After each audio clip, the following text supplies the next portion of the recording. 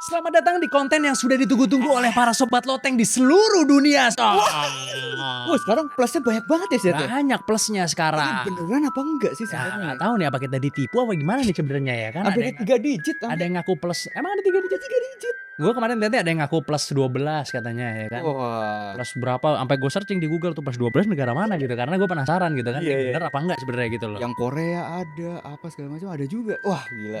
Luar biasa. Terima kasih banyak pekerja luar negeri ya. Apa namanya diaspora? Oh. Diaspora namanya kan. Diaspora apaan? Diaspora ya pekerja yang di luar negeri, pegawai Indonesia yang kerja di luar negeri, ya kan? Iya. Halo semuanya para diaspora ya kan. Wow. Terima kasih banyak sudah menonton konten kita. Mohon maaf kalau ada kekurangan ya kan. Tapi tetap kita tidak melupakan yang nomor 1 Son yang ada di hati. Apa tuh, Son? 62 tentunya, ya kan? Nah, tapi kan yang di sana juga plus Jawa Tengah Enggak, juga. maksudnya plus 62. Terus maksudnya gimana tuh? Sorry, maksudnya gimana tuh maksudnya? Ada, maksudnya kan secara statistik ya. Katanya kan yang kiriman-kiriman ke sana pekerja-pekerjanya banyak kan di Jawa Tengah sih. Oh, gitu. Banyak kan dari Jawa Tengah ya. Jadi saya dari statistik ya. Dari statistik Bukan dari ya. saya sendiri, Oh, sumbernya dari mana? Anda bisa ngomong ini sumbernya dari mana Anda? Sumbernya dari mana Anda? Hah? Ada. Sosmed. Oh, sosmed. Oke kalau gitu. Daripada berlama-lama mendingan langsung aja kita mulai. Selamat datang di episode baru dari Di Atas 12.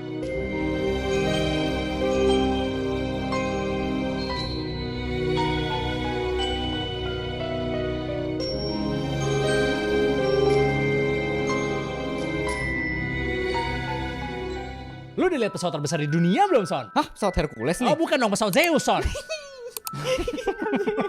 Di atas Hercules kan Zeus.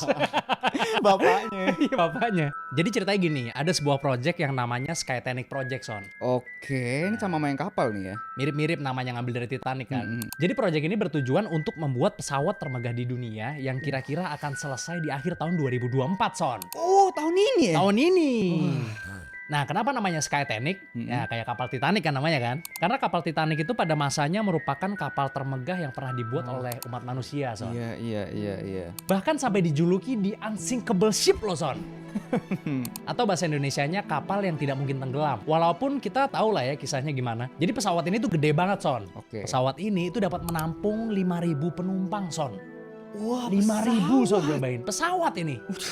ini lututnya beda sesenti doang ya main Oh depan. enggak dong, bisa selonjoran malahan ya kan. Selonjoran. Tapi harga tiket belum sama bagasi, Son ya. Loh. Terus habis itu di dalamnya tuh ada kolam renangnya, Son. Ya kan? Waduh. Yang lebih gila lagi nih, kolam renangnya ada perosotannya, Son. Kayak di waterbomb. Wow. Ini udah kayak cruise ya, benar. Kayak kapal cruise, pesiar kapal ya. pesiar ini, tapi dibikinnya pesawat gitu kan. Terus di dalamnya tuh ada restorannya. Terus ada mall kecil di dalamnya. Buset. Sama ada tempat main bowling, Son, di dalamnya, Son. Coba bayangin. Bowling ya. Tapi ini mallnya sekelas ITC atau gimana? Oh bukan, enggak nggak ya? ada jual DVD bajakan situ, nggak ada situ, Son. Nggak ada. Paling buat servis HP ada tapi gitu. Terus di dalamnya tuh ada kamar yang ukurannya kayak kamar hotel. Oke. Ya kan, jadi bener-bener kayak kamar hotel gitu, bukan kursi pesawat pada umumnya gitu, kamar hotel, Son. Mungkin VIP-nya ya.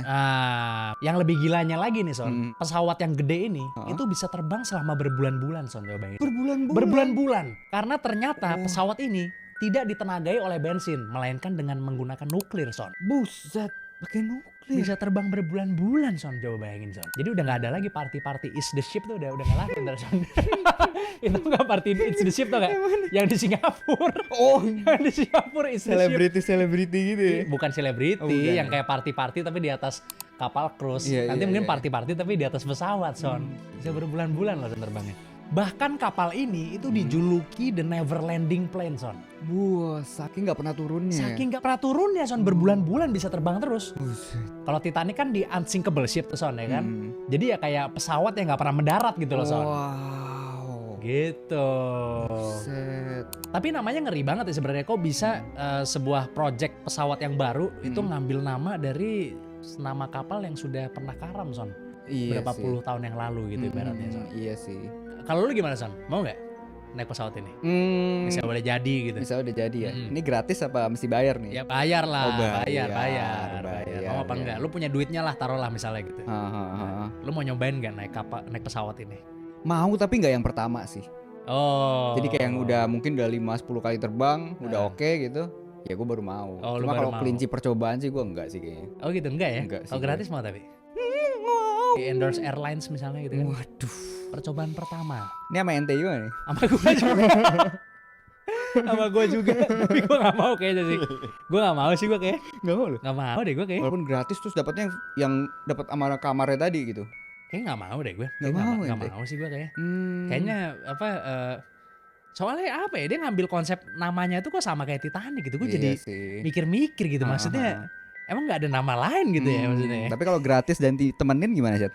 Hah? Kalau gratis dan ditemenin Ditemenin nama siapa maksudnya? Ya ada lah. Hah? Dikasih lah gitu. Oh astagfirullah. Saya tolak keras. Astagfirullah. Haram itu. Tidak jadi. Ya. Ya kan? Iya sih. Kalau ente mau kalau misalnya ada temennya misalnya Gua sana, gitu, lah, nggak mau lah. Dah, masa gak mau? Enggak lah. Temenin cewek ente masih gak mau berarti? Oh mau lah. Nah, tadi katanya gak mau, gimana sih? Lah. Hah? Saya mau lah kalau itu. Astagfirullah, zina. Zina. Lupa. Tapi setelah married. Oh, setelah Setelah married. married. Oh, iya, bener. Iya, jangan lah kalau sebelum kan. Jangan ya dek ya. Ya mungkin kalau misalnya udah dicoba naik sampai setahun 2 tahun kemudian orang udah banyak misalnya yang naik gitu kan. Kan pasti kan apa kayak influencer gitu kan terutama ya kan. Pasti dia langsung misalnya, oh sekarang kamu bisa naik, pasti langsung berangkat Son. Mungkin. Nah, untuk dibikin konten. Nah, bisa jadi. Apalagi kan udah ada contohnya waktu itu kan. Siapa tuh contohnya? Vaksin pertama? Pembukaan IKN?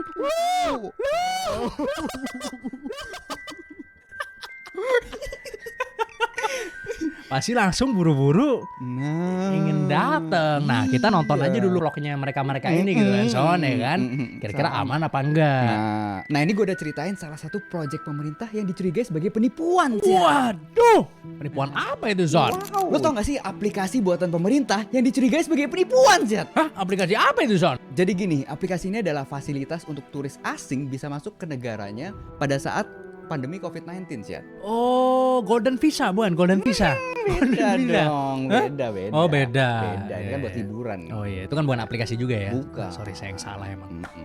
Tapi di sini bukan Peduli Lindungi atau Satu Sehat, Zat. Oh. Bukan. Ini ArriveCan, yaitu buatan pemerintah Kanada. Oh, pemerintah Kanada emang kacau Pemerintah emang. Kanada. Pemerintah sini mah bagus ya. Terus. Fungsi utama adalah mempercepat proses pendataan informasi kesehatan dan vaksin. Akan tetapi aplikasi ini terjebak dalam banyaknya kontroversi karena biaya yang sangat tinggi dan permasalahan manajemen. Nih gue jabarin salah satu ya. Oke. Yang pertama adalah anggaran awal untuk pengembangan dan pemeliharaan aplikasi ArriveCan yang mencapai 80.000 USD atau 1,2 miliar rupiah. Siat. Wah, banyak sekali itu. Tapi untuk penguasa bukan itu uang kecil, Son. Tapi pengeluaran aktual yang mencapai 60 juta USD atau 1 triliun rupiah, Siat. Ya mungkin pada saat registrasi awal dikirimin bansos kalian, Zat. Nah. Disuruh milih nggak bisa tapi? Enggak. Justin Trudeau ini, strategi Justin Trudeau berarti. Tapi enggak lah. Terlalu kecil soal anggarannya. No. Dan di sana satu bungkus Indomie mungkin $1 Son, mahal. Nah, kenaikan anggaran yang signifikan ini menjadi tanda tanya besar untuk pemerintah. Yang kedua adalah proses pemberian kontrak kerja yang tidak transparan. Laporan Auditor Jenderal Kanada menunjukkan adanya proses lelang yang tidak memadai. Atau biasa disebut yang tender itu kan. Yang sebenarnya adalah proses standar untuk proyek pemerintah. Takutnya kan tiba-tiba perusahaan yang mendapat kontraknya adanya sendiri, Chat. Waduh. Atau omnya. Wow. GC Strategis yang merupakan developer ArriveCan hanya memiliki 2 karyawan. Wah, cuma 2 karyawan. Cuma 2. Tapi dananya segede itu. Dan kantornya berlokasi di perumahan, Zat. Pekerjaannya juga ternyata subkon, jadi dikasih ke perusahaan-perusahaan lain kan buat dikerjain. Jadi makelar berarti, jadi makelar. Ya, seperti itulah kira-kira. Yang setelah diselidiki, 76% dari list perusahaan yang mengerjakan ArriveCan itu nggak kerja, Zat. Wah, kok bisa begitu? Berarti perusahaan bodong gitu maksudnya bagaimana? Bisa dibilang gitu, cuma list nama doang. Oh. Dan total nilai kontrak yang didapat oleh perusahaan ini sejak Perdana Menteri yang masuk itu sekitar $250 juta, Zat. Atau 4 triliun rupiah. Waduh, besar sekali. Itu bisa buat makan siang berapa banyak tuh Son kira-kira Son? Enggak lah, dikit lah itu mah. Oh dikit. Tapi emang gue waktu itu pernah lihat juga ada video Justin Trudeau ngobrol sama Xi Jinping Son, ada Son. Oh ada. Iya dia ngomong saya tidak suka dengan negara kamu. Sumpah? Iya dia ngomong gitu anjing. sebenarnya bukan negara kamu sih, apa ya? Pokoknya Cara kamu gitu kali ya. cara kamu mengelola negara kali ya gitu. Ada videonya, ada. ya? Ada dia ngomong nyampein langsung. Tapi emang nggak tahu ya, Perdana Menteri ini agak apa ya? Masih muda kan? Mungkin gini kali ya, maksudnya dia nggak ngomong secara langsung, tapi dia mengindikasikan bahwa dia nggak suka cara si Jinping gitu. Iya. Dia nggak demen karena kan ya emang beda ideologi juga kan. Betul. Kan kalau Kanada kan demokrasi, kalau apa namanya Cina komunis kan, neokomunisme. Neokomunis ya. Kan? Iya. Jadi emang sekarang di Twitter itu lebih sulit, sangat sulit mencari kebenaran di Twitter kalau menurut saya sekarang. Gitu ya? Sangat sulit mencari kebenaran. Mencari yang nggak benar lebih gampang jauh. Jauh lebih gampang. Banyak yang mengutarakan kebenaran biasanya, Chat. Sulit Ya, tapi sulit ya. contohnya kayak di trending topik tadi kan, misalnya kita penasaran ini lagi ngomongin apa sih, yang keluar malah bukan penjelasannya, ya kan, udah gak karu-karuan sekarang kalau menurut gue Twitter. Jadi ya macam-macam gitu isinya Twitter juga kan, sekarang kan banyak juga apa misalnya tentang kasus-kasus, ya kan, tentang orang selingkuh, Iya, benar.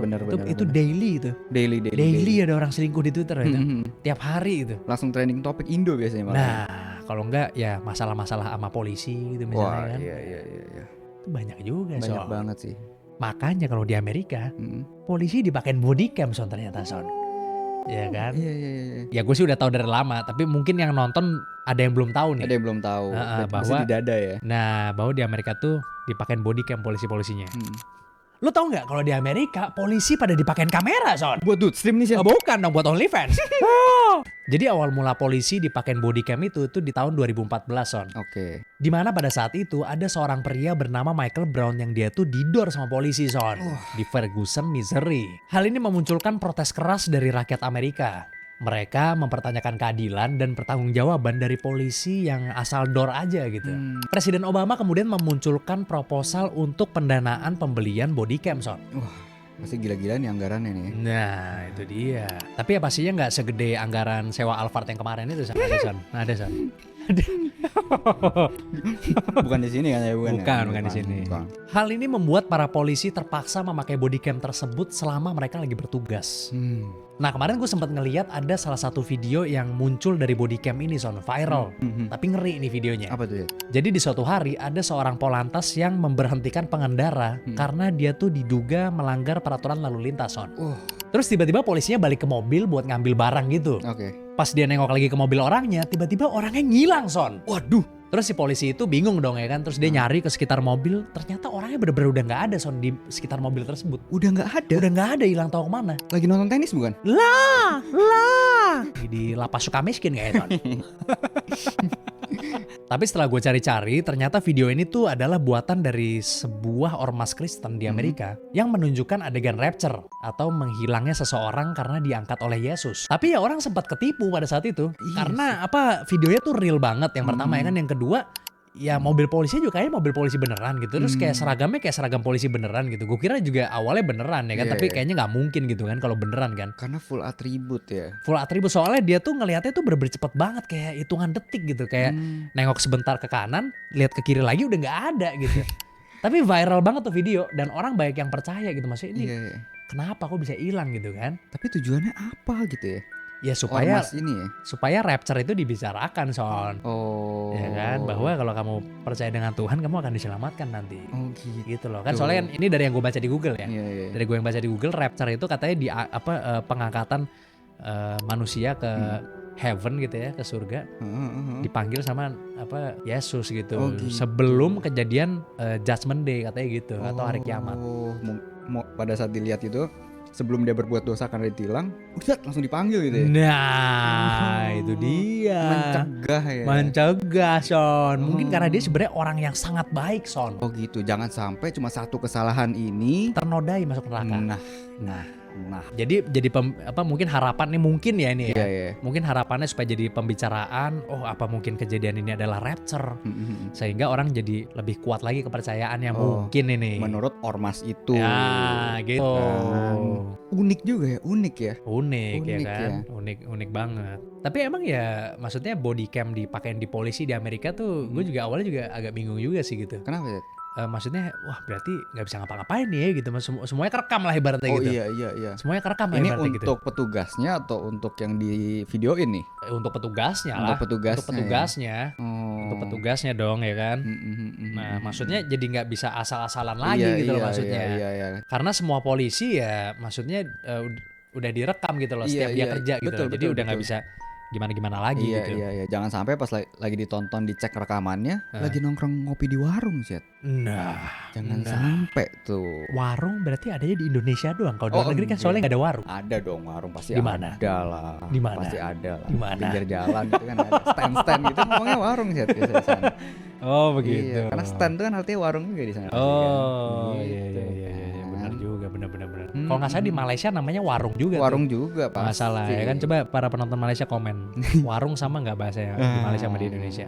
Nah kali ini gue udah cerita cara komunikasi yang unik, Cet. Lo tau nggak ada suku yang bisa berkomunikasi dengan hewan, Cet? Nah ini pasti sukunya Caesar Milan ini pasti ya. Caesar Milan. Bukan dong, bukan. Itu kan dengan anjing, bukan. Suku ini merupakan suku pemburu.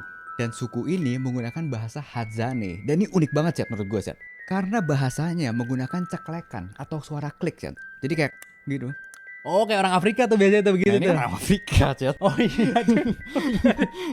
Bahkan sampai namanya pun ada suara klekan juga, Cet. What's your name, my man? Omakal Kutaila.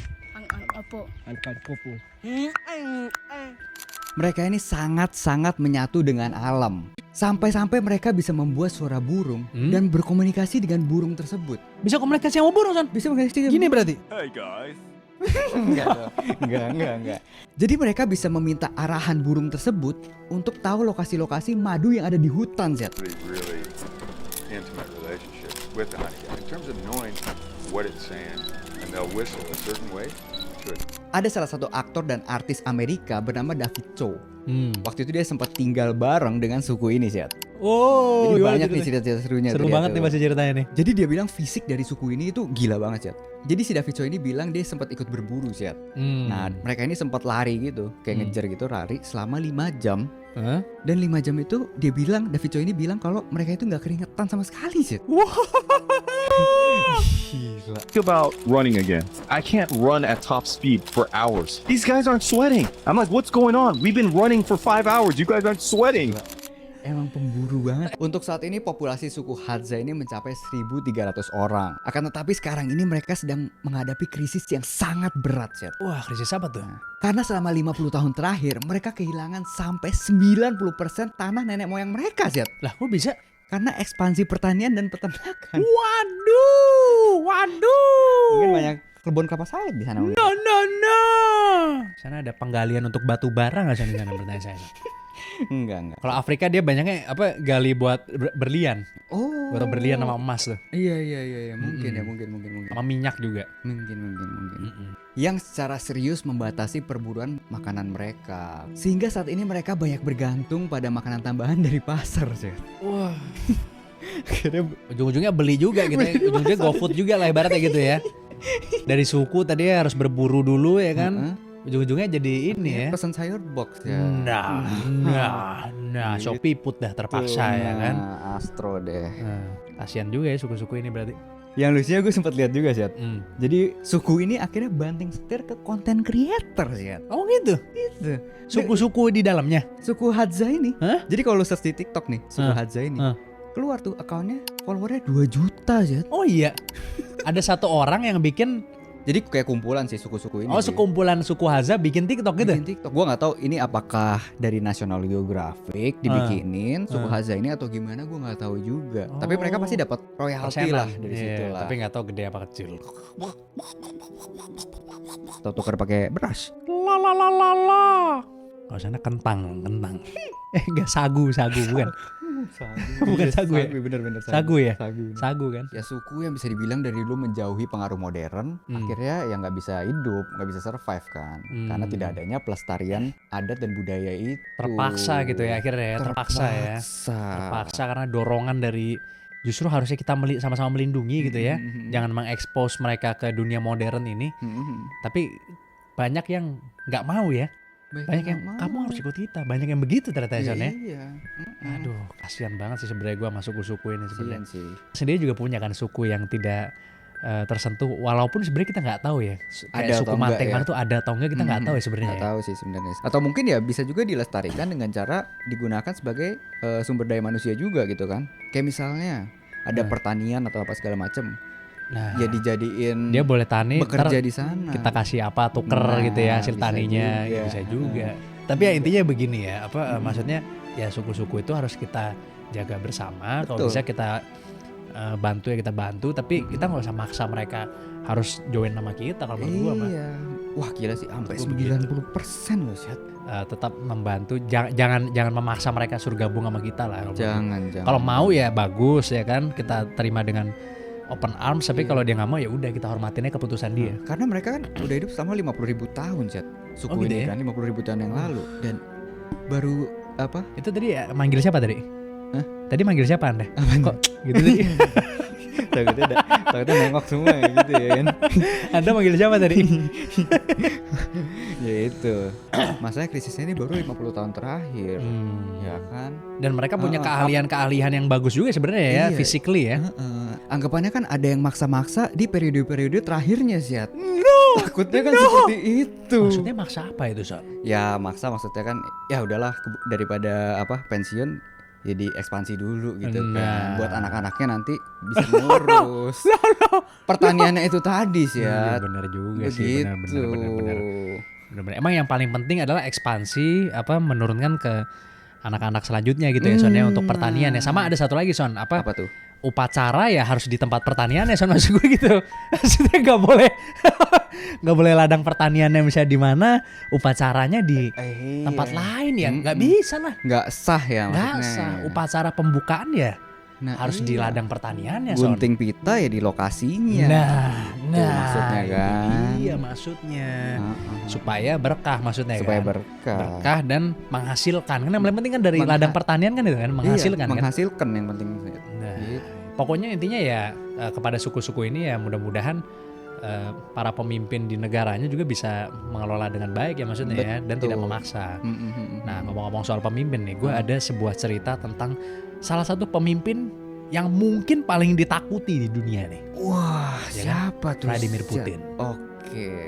Lo udah dengar cerita tentang salah satu presiden yang paling sulit ditertibkan belum, Son? Wow, di mana itu sih? Jadi gue sempat ngeliat video yang ngangkat tentang topik ini, Son. Oke. Dan setelah gue cari tahu, ternyata emang susah itu, Son. Jadi gue lagi ngomongin tentang presiden Rusia, Vladimir Putin, Son. Gue ceritain nih ya, seberapa susahnya nertibkan nih orang, Son. Yang pertama nih, Putin ini naik mobil yang namanya Aurus Senat. Mobil ini diriset dan diproduksi secara independen oleh Rusia untuk melindungi Presiden Putin, Son. Biaya untuk membuat satu mobil ini aja itu sekitar 1,5 sampai 2 juta US dollar. Jadi bentuknya ini mirip-mirip kayak Rolls Royce lah. Tapi gue bilang sih jauh lebih gila dari Rolls Royce ini. Belinya dari Rudy Salim bukan, Cet? Oh bukan dong. Tapi pas beli sih ownernya Salim sama Putin emang tapi. Pas dia datang ke showroomnya Salim memang ownernya tapi. Katanya kalau misalnya mobil ini ngelindes ledakan, itu nggak hancur Son mobilnya Son katanya. Wah, kuat banget. Jadi masih berbentuk seperti mobil lah gitu, nggak hancur berantakan gitu. Buset. Tapi pasti kena damage lah mobilnya pasti. Terus kalau misalkan nih didor sama sniper, bukannya kaca yang pecah, malah pelurunya Son yang pecah.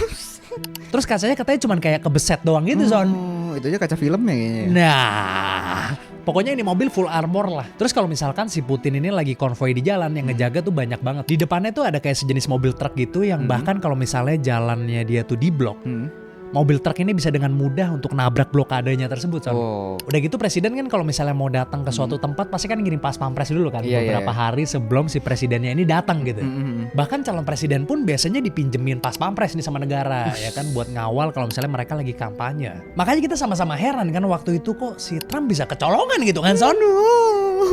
Tapi ya sih pasti di semua negara sih itu aja negara maju kan. Negara berkembang pun juga sama kan. Sama. Pengawalannya pasti luar biasa. Oh ya enggak, kalau misalnya dia ada kegiatan-kegiatan ke umum dikawal lah pasti. Oh. Capres, cawapres dikawal, dipinjemin biasanya sama negara. Iya. Iya, walaupun misalkan presidennya setujui calon yang lain, misalnya ini contohnya ya, tetap dipinjemin biasanya. Iya. Tapi emang yang bikin hebohnya karena mobilnya ini. Karena Mobilnya emang gokil banget mobilnya. Mobil Presiden Putin itu. Iya. Emang gokil. Jadi diproduksi oleh negara sendiri gitu. Kalau misalnya diproduksi sama negara luar ya ketahuan dong ntar. Iya ya, blueprintnya apa segala macam. Iya. Wah, ini ada apa buat ngancurin mobilnya dari sini nih. Nah, ketahuan. Ini ntar. cara nonaktifin fiturnya. Nah, ya kan. Itu bahaya sih emang sih. Bahaya. Jadi harus negara sendiri gitu loh. Makanya harusnya nih presiden Indonesia mobilnya SMK harusnya gitu kan. Karena nanti kalau misalnya Toyota misalnya apa, kalau luar berkhianat gimana? Nah, Jadi maksudnya Aurus Senat akhirnya bisa punya saingan gitu loh. Dan kita Iya. bangga ya kan. harus bangga. Harus bangga dengan saingannya gitu loh. Ya pasti melalui tahap tes yang banyak ya. Misalnya mulai dari peluru karet dulu, Nah. ya kan? Apakah dia kenapa-napa kacanya gitu kan? Atau nggak usah jangan peluru karet deh, permen karet dulu aja coba kalau misalnya diginiin nempel apa enggak gitu kan. Enggak, tes pertama itu saya kalau nanti dilemparin telur atau apa misalnya kan ada seorang presiden Ada bocah misalnya pakai suatu ketapel gitu kan? Nah, ada seorang presiden misalnya kan suatu hari dilempar telur depannya nggak bisa lihat ntar. Nah, Gitu. wipernya bisa nggak bersihin telur? Ternyata bukan efek daun kelor gitu kan? Nah, jadi cek dulu pertama kalau disentil permen karet nempel apa enggak gitu dulu kan betul. pertama, bener nggak? Dilempar telur, airnya telurnya turun atau enggak gitu. Pakai peluru karet, peluru beneran. Nah, gitu. Gitu. Ya Atau kan? airsoft gun dulu. Nah. Tapi ini Iya, pelan-pelan. airsoft gun dulu ya. airsoft iya, gun bener, bener, bener. dulu. Ya benar begitu sih ya. Gitu Kenapa sih. ya presiden Indonesia nggak pakai mobil SMK ya? Hmm. Harusnya di develop lagi ya, maksudnya untuk jadi mobil presiden gitu kan, Iya. presidential car. Hmm. Jadi mobil si Putin ini selain dia kuat itu sebenarnya banyak juga fasilitas lainnya Son. Fasilitas lainnya. Jadi ya. kayak tentunya interiornya mewah segala macam. Pasti. Dan gue yakin pasti di dalamnya ada internet sih gue yakin. pastilah itu pasti kencang sekali. itu. Internet yang nggak bisa dihack pasti ya kan. Nah, itu benar-benar encrypted ya. Nah, itu dia. Tuh. Nah ini gue juga ada fakta menarik banget ya tentang internet chat. Oh, coba ceritain coba. Nah, lo tau nggak kalau 99% lalu lintas internet kita ternyata di dasar laut chat. Loh, bukannya pakai satelit Son? Jadi ternyata mayoritas internet yang kita pakai sehari-hari itu bukan dari satelit chat, melainkan kabel yang dipasang di dasar laut. Ada sekitar 600 kabel di seluruh dunia yang panjangnya itu mencapai 1,5 juta kilometer chat. Wow. Atau 2 kali PP ke bulan itu. Caranya. Panjang banget ya. Panjang banget kabelnya. Kecepatan perpindahan data dari kabel ini mencapai beberapa terabit per second. Atau lebih gampangnya nih bisa mengirim satu lusin film 2 jam yang berkualitas 4K secara instan Jet. Wah, cepet banget ya. Cepet banget. Makanya untuk saat ini kabel bawah laut ini bisa dibilang yang paling cepat dan paling bisa diandalkan. Pemasangan kabel ini menggunakan kapal laut yang pastinya membutuhkan waktu yang sangat lama. Yang bikin penasaran kan sebenarnya sekuat dan setebal apa kabel yang bisa di bawah laut gitu kan. Waktu itu sempat viral video, jadi rekaman gitu dari bawah laut, itu ada hiu yang lagi gigit-gigit kabel itu Jet. Oh gitu. Yang lagi gigit kabelnya. Dikira sosis kali sama dia kan. Dan buat informasi kabelnya itu nggak kenapa-napa sih. Ya kabelnya tebel banget sih pasti. Tebel Kalau banget buat di bawah sih. laut. Karena kan kabelnya dibuat khusus untuk tahan di berbagai macam kondisi kan pastinya. Tapi emang kerusakan itu nggak bisa dihindari. Sekitar 100 sampai 150 kabel itu rusak per tahunnya sih. Ya entah karena ketiban jangkar atau apa semacamnya kan. Dan biasanya kalau misalnya ada kerusakan ya cukup kirim drone kapal atau kapal teknisinya doang. Jadi cepet lah prosesnya lah. Dan pada saat putus itu pun sebenarnya nggak bikin internetnya mati. Tapi cuma bikin lambat aja karena ada perpindahan dari kabel yang rusak itu ke kabel lain. Oh ya dipindahin ya pasti. Iya. Dipindahin gitu. Mati ya repot gitu kan. Nanti transaksi nggak jalan misalnya kan. Bank-bank nggak bisa beroperasi. Nah, takutnya pas rusak mesti telepon operatornya dulu ya kan. itu dia. Repot sekali. Ternyata kalau kita telepon ke operator terus habis itu, oh ya mohon maaf Bapak di area Bapak sedang ada penggalian. Kirain tadinya ke satelit Son, tadinya Son internet itu Son. Ternyata memang di bawah tanah ya Son, bawah tanah dan bawah laut gitu Bawah ya. laut tuh. Jadi ini maksudnya apa, misalnya internet Indonesia ke Amerika itu ada kabel yang nyambung dari Indonesia ke Amerika kan? Ada. Bener-bener wah, lu kalau lihat petanya tuh wow, satu dunia Zat. Satu dunia ya? 600 kabel totalnya. Oh, sedikit ya 600 kabel Iya. satu dunia ya. Tapi mungkin ada yang bercabang-cabang gitu Kabelnya juga. segede gini kali tapi kali. Gede banget. Gue lihat dan berlapis-lapis. Berarti kalau apa misalnya oh ya ini rusak karena maksudnya lagi ada galian Pak di area bawah makanya internet nggak bisa. Berarti benar juga ya, maksudnya nggak 100% bohong gitu berarti ya. 100% bohong. Oh iya benar juga ya, Gitu. benar. Kalau yang suruh reset modem gue nggak tahu tapi itu benar apa nggak yang suruh reset modem Son? Ya bisa jadi sih, bisa Oh. jadi. Kan kadang kan dicek dulu kan, teret. Oh, nggak masalah kok. Di jaringannya nggak ada masalah, mungkin modemnya perlu di reset. Ya, bener Oh kan? iya benar. Kadang kan berhasil juga kan kayak gitu kan. Berhasil sih emang Berhasil, biasanya. kan? Biasanya gue kalau misalnya internet mati, gue reset modem dulu pertama. Nah, Nggak langsung telepon gue. iya benar. Jadi reset modem masih rusak baru telepon. Nah, kalau misalnya nanti di kalau telepon orang nggak bisa, masuk ke Twitter kan biasanya. Enggak, kan? enggak. Misalnya orang yang ngomong, jadi kalau misalnya orang yang ngomong, Oh iya Pak, silakan di refresh modem ya. Oh tadi sudah Pak. Ya gitu, skakmat satu langsung ya kan. Iya. Skakster lah minimal. Jadi dia nggak bisa lagi nyuruh kita refresh. Saya sebelum telepon Anda saya sudah refresh duluan ya untuk mas-mas operator. Tuh dia. Langsung ke langkah selanjutnya. Gitu. Iya benar. Gue selalu gitu tuh kalau ntar rusak tuh. Tapi ya emang bagusnya di dalam tanah kan, karena kan misalnya yang perumahan-perumahan lama gitu kan masih ngejulur kan kabelnya kan, ya kan. Bahkan sampai gue lihat-lihat nih ya kayak misalnya di perumahan yang lama gitu, jadi banyak kabel-kabelnya itu kayak nganggur sih dari beberapa operator. Oh gitu. Jadi karena misalnya ada 6 operator gitu, ternyata ya udah nggak laku di daerah sana, ya udah kabelnya dibiarin aja. Dibiarin aja ya. Dibiarin Wah, aja. itu harus ditindak itu sebenarnya gitu tuh ya. Karena bikin apa kayak di Jakarta tuh ya, kalau misalnya kita perhatiin kabel-kabel tuh bener-bener berantakan banget. Berantakan banget, lihat depan rumah gue nih. Iya. Buset, kabelnya gila itu. Kabel bener-bener berantakan ya. Berantakan, nggak tahu itu fiber optik mana. Itu sering banget son gue maksudnya ngeliat kayak misalnya lagi jalan pulang misalnya kabel jatuh gitu. Nah, itu kadang-kadang suka ada tuh gue ngeliat tuh di daerah deket-deket rumah gue lah. Itu kan bahaya sekali. Oh bahaya itu bahaya banget. Bahaya banget. Kalau kena setrum itu bisa mokat itu. Nah, apalagi kalau misalnya hujan atau apa kan. Nah, udah daripada kelamaan mendingan kita langsung aja mulai baca komen son. Yes. Nah, saatnya masuk ke segmen baca komen. Komen pertama dari @hadisiantar5171. Pak, bahas konspirasi tiap calon presiden di Indonesia dapat nomor 2 selalu menang. Oh, jadi menurut Hadisiantar, kenapa capres di Indonesia kalau tiap dapat nomor 2 selalu menang katanya? Selalu menang. Iya, Pak. Nah, ini di bawah ada reply-nya nih dari @jujurli5324. Pak Jokowi dapat nomor 1 juga menang. Langsung dijawab secara instan. Langsung dijawab loh guys. Langsung dijawab. Jadi sudah terjawab ya untuk Hadisiantar 5171 ya. Jadi nggak penting itu ya mau nomor 1, nomor 2 ya kan. Nggak penting. Yang penting apa tuh Chat biasanya? Yang penting menomor 2kan rakyat. Itu pasti menang biasanya. Kalau menomor 1 kan rakyat dibenci oleh pemimpin-pemimpin lain. Tidak. Ya karena satunya milik Tuhan sih. Oh iya benar. Menomor 2 kan rakyat, nomor 1 Allah Subhanahu wa taala yang nomor 1. Ketuhanan yang Maha Esa. Ketuhanan yang Maha Esa itu maksud saya. Itu maksudnya gitu. kan. Ya kan. Jadi rakyat emang harus selalu di nomor 2 kan. Yes. Karena Tuhan yang nomor 1. Betul sekali. Gitu, oke. Nah, komen selanjutnya dari @denisdapa5993. Wajib syuting di loteng rumah di IKN Bang katanya.